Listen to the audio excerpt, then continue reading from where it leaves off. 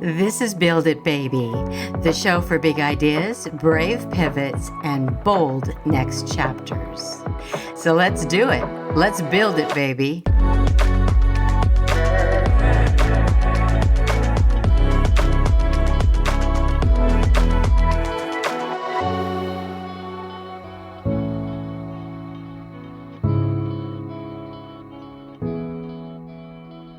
Hey there, Penelope Bent here, and I'm joined by my amazing producer, Morgan Clymer, and welcome to Build It Baby. This is a space where dreamers become doers. Whether you're launching your first offer, pivoting your path, or building something brand new from the heart, we've got ya. So take a breath and let's build it, baby. You know, when you start to think about it, every time we build a company or we start to build a new career for ourselves or expand our career or expand our lifestyle, we're always looking at some aspect of the sales personality. So my question to you is, do you have a sales personality? And if you don't, then we need to develop an understanding of the sales component, which weaves its way through every build that you're going to have in your lifetime.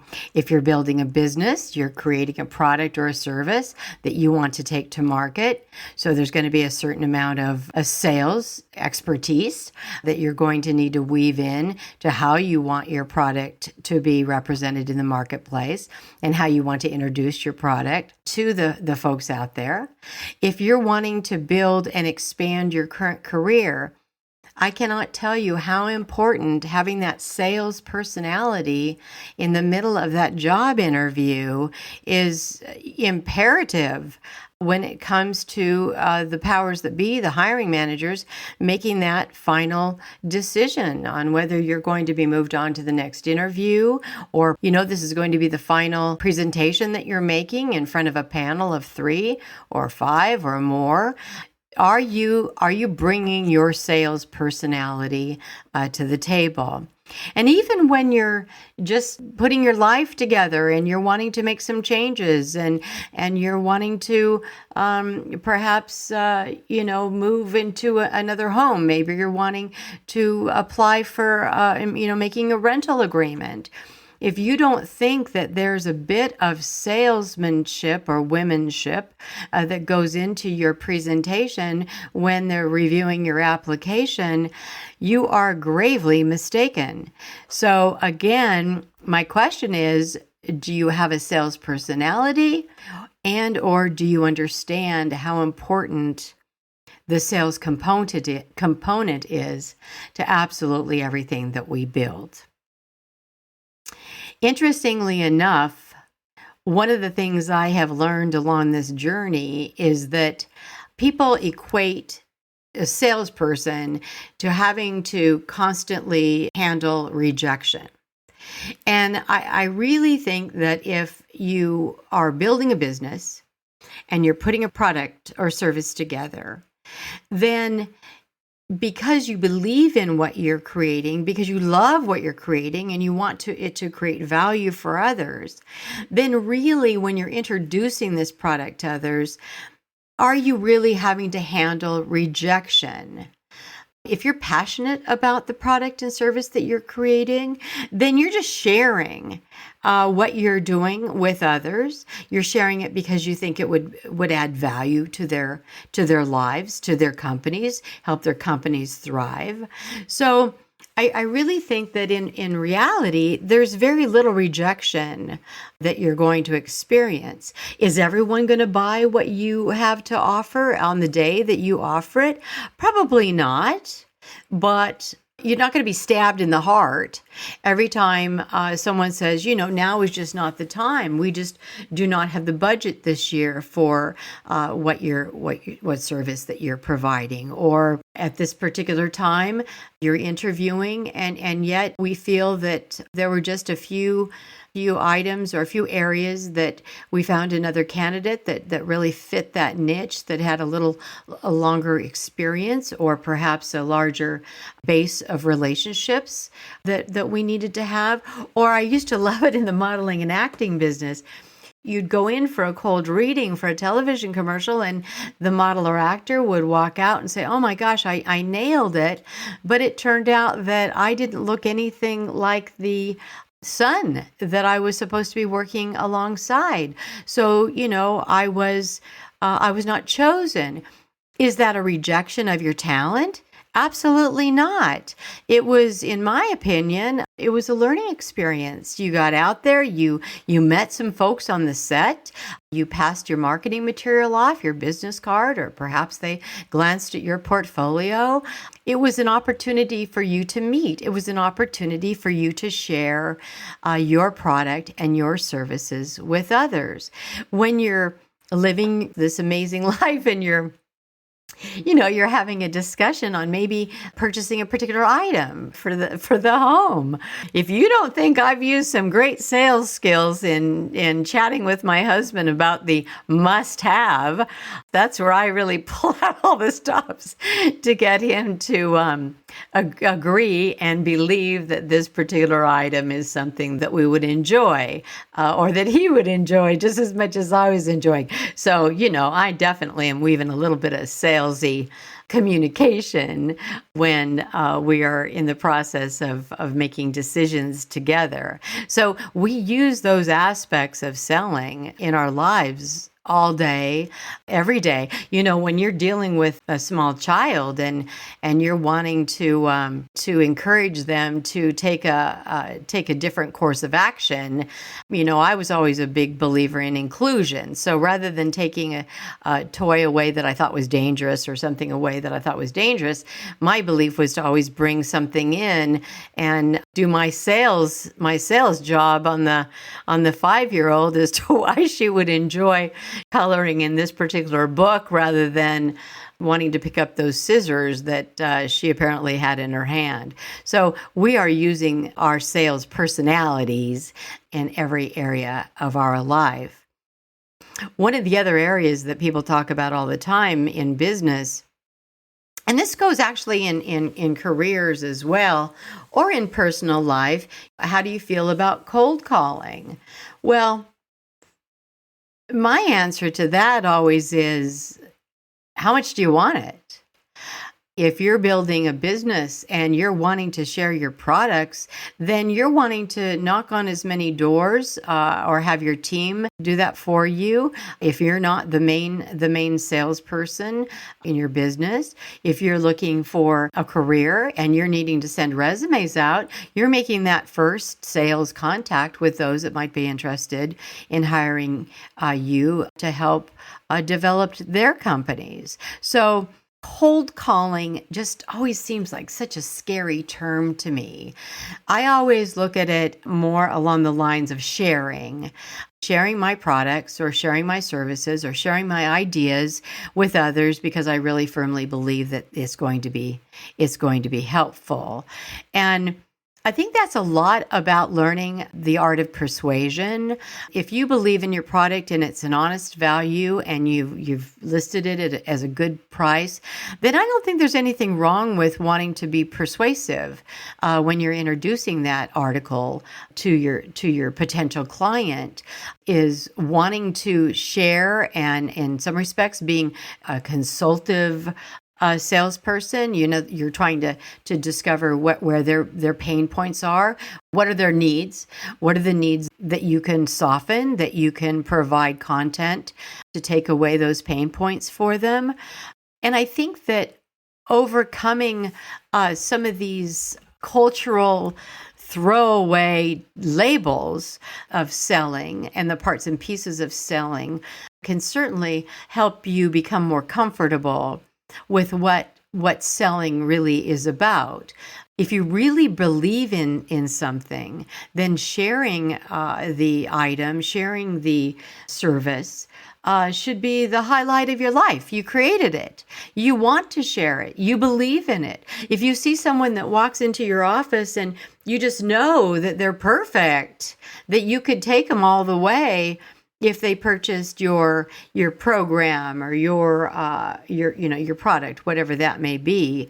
And even if it's a complex product, you know it, inside and out, frontwards and backwards, because you created it.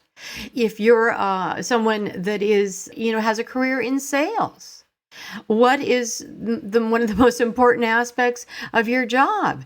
Know your product, know its strengths, and know its weaknesses. And with that, you're able to then minimize its weaknesses and highlight the pieces that you really feel are going to help your clients. I think that it sounds ridiculous, but I think that by nature, human beings really want to help. They want to do good. They want to make people happy. I mean, you want to feel at the end of the day that yes, they bought your product, you were able to explain it to them. It's going to bring a huge advantage to their company or to them as an individual. And I think that those are the pieces and the parts that you need to remember when you're asking yourself, what part of my personality is a sales personality. Don't be afraid of engaging in the selling of your product. Even if you just run through it on a cold run with a friend, you have to, at least for me, I want to know that the product is being represented with my narrative, that it's not being overpromised, but it's also being highlighted as to why we're going to be great for you, what we can do for you that no one else can do for you. And I think also this idea of feeling competitive. Someone recently said to me they were highly competitive.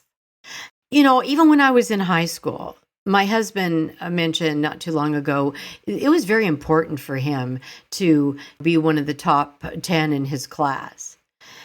Hell, I'm lucky that I even graduated from high school. I mean, I was too busy carrying my pom-poms and being me to really feel that there was any competition with grades. I never looked at it that way. I never felt that competitive nature.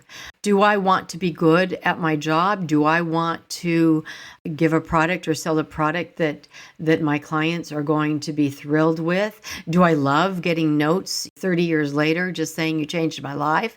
You're damn right I do. I really do. I love coaching. I love the win, and the win is seeing people thrive and helping them take these ridiculous little obstacles away, like, well, I don't know anything about sales. I'm not a salesperson. I don't think there's anything shameful in understanding the art of persuasion, the art of introducing your product or service or your being. If you're going to a network event, I have to confess, one of the hardest things I have ever done in my life is having to walk into a networking event and put my hand out and say, hello, my name is Penelope Bent and I'm with such and such. I hate that. I'll do anything to avoid that. Now, can I walk into a modeling agency in New York and walk in and with uninvited and introduce the agency to the models that I was representing? Absolutely. And if you talk to any of them, they'll remind you of the day I did that more than one time. Am I great at selling others? Absolutely. Am I the shits at selling myself? Absolutely. I don't know why that is. I am so uncomfortable. And yet I'm trying, even at this late date, in my life to be more comfortable with saying who I am and what I'm doing. Was I terrified when the idea of this podcast came about? I'm still terrified. I just keep my fingers crossed. I have great faith in my producer, Morgan Clymer, and she is the reason that I am doing this, because she finds this content to be interesting. And I trust that she will tell me when it is not.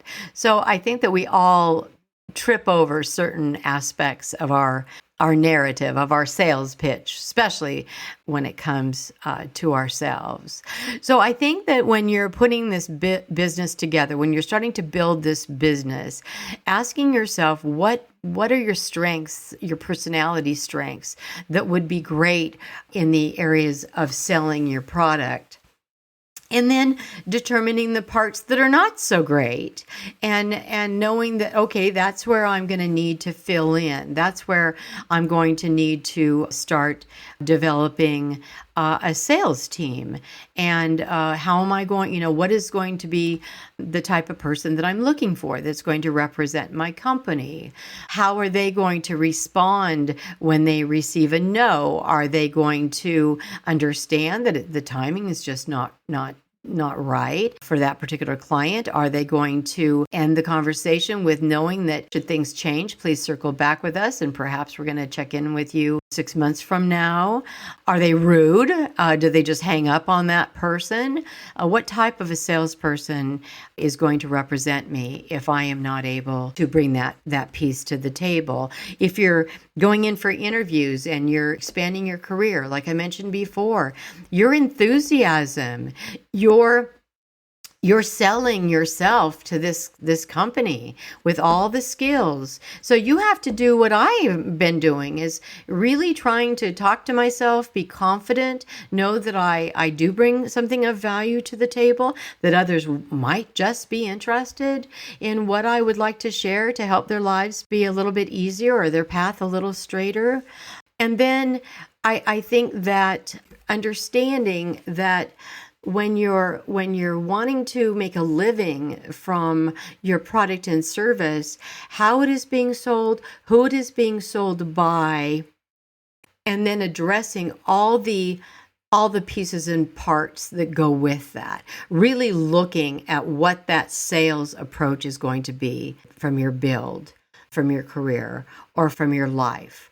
My husband was he's a retired English teacher. And one of the things I love in watching him with his class, and many of his students had been kicked out of every high school known to man. And so he got them when they were not at the top of their game.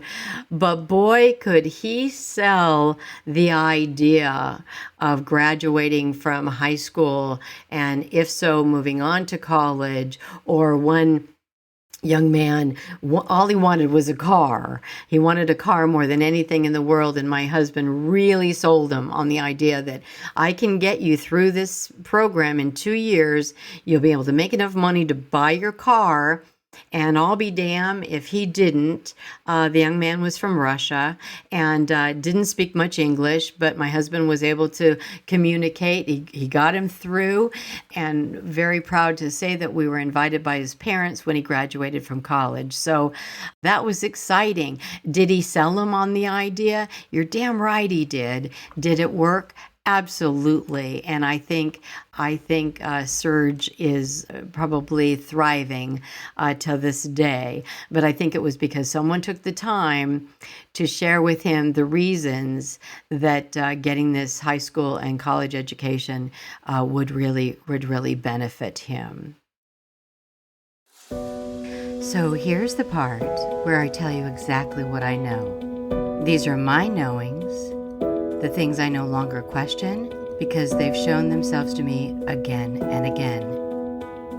Not from a book, but from building, getting knocked down, getting back up, and doing this work in the real world. Okay, here are some of my knowings when it comes to determining your sales personality. Number 1, ask yourself, are you a hunter? Do you thrive on going out and, looking for new clients? Do you like the idea of making friends with strangers? Is that something that you can bring to the table, that you have no problem with cold calling? You just, look up who you feel would be interested in your product, and before you know it, you're on the phone dialing for dollars, and you would consider or understand that part of your aspect of what you do really well is that you're a hunter. So it may be that in your company, you're the one that's designing the business development angle of the business, or maybe you're a farmer. You prefer methodically building relationships. You want to go in with a different approach. You want to go in with doing a lot of networking, creating longer-term relationships, and then introducing your product accordingly. Or maybe you're a combination of the two. Maybe you're a hybrid. Maybe from time to time you love meeting new people and introducing your product and services, and other times you would like to get to know them more and develop a longer relationship. You want to develop something that makes you feel more comfortable, that now is a better time for me to introduce my products or services. And also really start to look, are you comfortable with selling your product that you believe in? Does it check all the boxes for you? Is it great in every aspect? What part needs to be changed before you can really feel confident and feel safe with talking about your product? So learning the pieces and parts of your personality that can bring that sales element to the forefront, whether that's the building of the business, whether that's building of the career. How enthusiastic am I? And reviewing your performance. How enthusiastic was I on that last interview that I had? And then last, this is one of the most important knowings that I can share with you. If you believe when you walk into a meeting that they're not going to want what you have because someone told you that the economy sucks right now and that nobody's buying anything, or the company I work with, their products are old and outdated, so nobody's going to want what I have to sell. If that's your attitude and that's your belief system when you go into your sales meeting or into your interview, they're not going to want me anyhow. I've already, I've interviewed, I've sent out, 100 resumes. Nobody's calling me. And the few that have interviewed me, they don't want me anyhow. So, I'm barely showing up here. If that's your attitude, then just turn around, go back to bed, put the pillow over your head, because that's exactly what the hell is going to happen here. If you don't show up during your build with confidence and knowing that you're the right hire, knowing that what you are trying to persuade someone to see or to feel, that it isn't a good benefit for them, then do data entry or something. I think that is such an important part of the knowing. Regardless of what you want to build, you have got to believe that people will benefit, that they will love what you're having to sell, that you are there to make their lives easier and better, that you're going to receive monies for these offerings, rightfully so, that you deserve the monies that you receive, that you're going to provide service, and for that they are going to provide monies to you for those services. So before you sit down to go into your meeting, really ask yourself, what is my attitude here? What do I really believe? Do I really need to get my act together and shake this off? If you need to talk into the mirror, if you need a confidence discussion with yourself, then by gosh, do it. Do whatever it takes to get you in the right frame of mind to see a positive outcome on that piece of selling, on that piece of persuasion, on that piece of introduction. Know your own personality. Know what you need to bring the very best of you to the table and to introduce the very best product that you have to others. And your build, your career, your life will always be incredibly successful. So those are my knowings. Okay, it's time for listener questions. So I'm going to kick this over to Morgan Clymer. Morgan, what do we have in our inbox today? Okay, so today's question is from Brandy in Sarasota, Florida.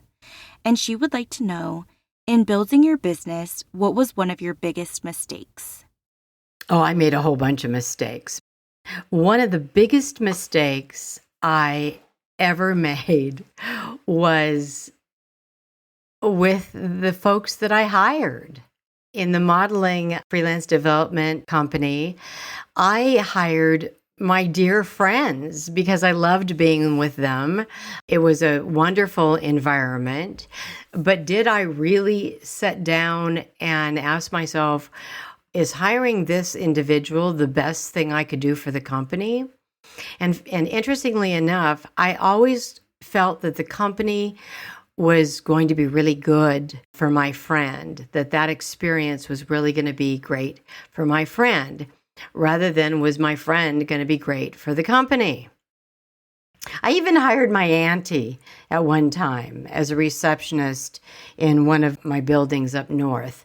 And I ended up having to fire my own auntie because she was terrible.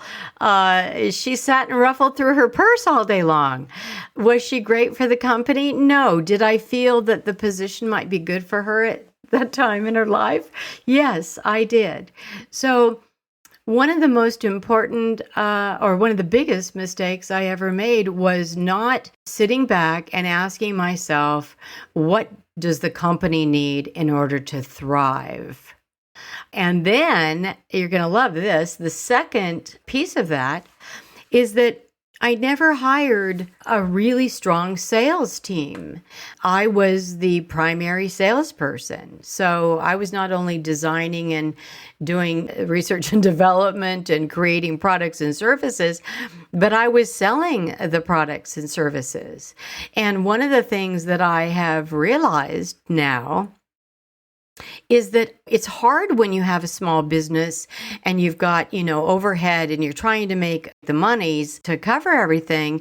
And then where do you get the time to put into training someone to sell the product when I don't know that I really sat down. I think I did try a couple times to write a procedure on how to introduce this product to potential folks that wanted to invest in the program, but I didn't create anything. So I was a one-man band. I mean, I had a great team, a great staff of fabulous people. But if I could do it again, one of the things that I would throw my time and money into would be to create a really amazing sales team, a small group that really knew how to sell that product. And then the toughest part would be to step back and allow them to do their job. So I think there were times when there were pieces and parts of a possible great sales team there, but I didn't have the vision, or I didn't have the understanding or the knowledge and the courage to step back and allow them to do their thing. I don't know that I was ever in that strong of a financial position to just say, okay, let's go ahead and, throw some spaghetti on the wall and see how this gal does. I was just never in a position to do that. If I was to give you advice in building your business, I absolutely would budget in. I would create a narrative around what that business development department looks like. I would hire folks that were really skilled at doing that type of work. And then I would look for people that were strong salespeople that had been successful in selling similar products or services. And I would build around that team. And, coming up here in a few weeks, we're going to have great conversation with a guest speaker regarding building sales teams and leadership. I just don't think that leadership came naturally for me. I didn't go to school to learn how to do that. And so I was always flying from the seat of my pants, kind of a freewheeler. So that would be my answer. Really look at who's selling the product, how you're selling the product, what's being said about your product, and understanding that you can't do it all. Your product will thrive if you are able to build a small team of those that can support the vision and support the desire to succeed. So that's my answer to that one. That's a wrap on today's episode of Build It, Baby. Until next time, always best, P. Build It, Baby is a Rainy Day Production House original, hosted by Penelope Bent and produced and edited by Morgan Clymer. Music by Yuri Shemshashen and Oleksiy Holobiev. If this episode spoke to you, please follow the show and leave a review. It helps more dreamers like you find us. And remember, you're not just building a bold business or a career, you're building a bold life.